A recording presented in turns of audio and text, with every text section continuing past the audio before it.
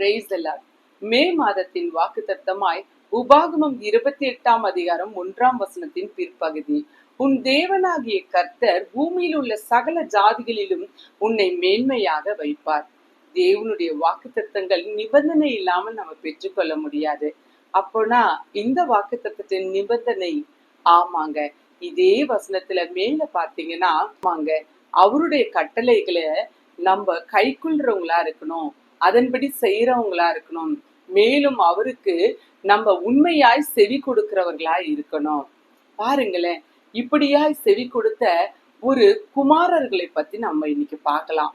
ரேகாவின் குமாரர்களை பத்தி தேவனாகிய கர்த்தர் எரேமியா தீர்க்கதரிசியின் இடத்துல சொல்றாரு, நீ இந்த ரேகாவின் குமாரர்களை கொண்டு போய் ஆலயத்தின் ஒரு அறையில வச்சு அவங்களுக்கு திராட்சை ரசத்தை கொடுன்னு சொல்றாரு. எதுக்குன்னா அவங்களோட உண்மைய அதுல மூலமா அறிந்து கொள்ளும்படியாய். பாருங்களேன், எரேமியா தீர்க்கதரிசியும் அப்படியே செய்கிறார்.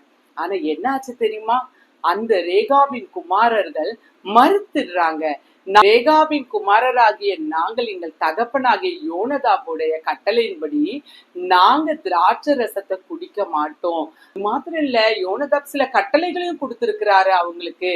அதாவது வீட்டை கட்டக்கூடாது, விதைக்க கூடாது, திராட்சை ரசம் குடிக்க கூடாது, அதை நட்டு வைக்கவும் கூடாது, அதாவது திராட்சை ரசம் சம்பந்தமான எந்த விவசாயம் கூட செய்யக்கூடாது அப்படின்னு சொல்லி அவங்களுக்கு கட்டளை போட்டிருந்தாரு.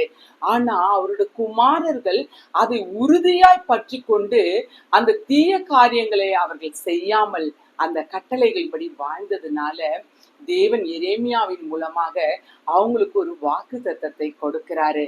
அதாவது சகல நாட்களிலும் எனக்கு முன்பாக நிற்கத்தக்க புருஷன் ரேகாவின் குமாரனாகிய யோனதாபுக்கு இல்லாமற் போவதில்லை அப்படின்னு சொல்லி இஸ்ரவேலின் தேவன் ஆகிய சேனைகளின் கர்த்தர் சொல்லுகிறார் அப்படின்னு எரேமியா கிட்ட தேவன் சொல்லி அந்த ரேகாவின் குமாரரை ஆசீர்வதிக்கிறார்.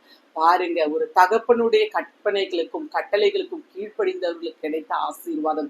ஆமாங்க, இந்த நாளிலும் தேவன் பூமியில் உள்ள சகல ஜனங்களிலும் நீங்கள் மேன்மையாக இருக்கணும்னு சொன்னா அந்த வார்த்தை நிறைவேறணும்னா அவருடைய கற்பனைகளுக்கும் அவருடைய வார்த்தைகளுக்கும் செவி கொடுத்து உண்மையாய் நாம் வாழும்போது நிச்சயமாய் இந்த வாக்குத்தத்தத்தை நீங்கள் பெற்றுக்கொண்டு மேன்மையாக இருப்பீர்கள்.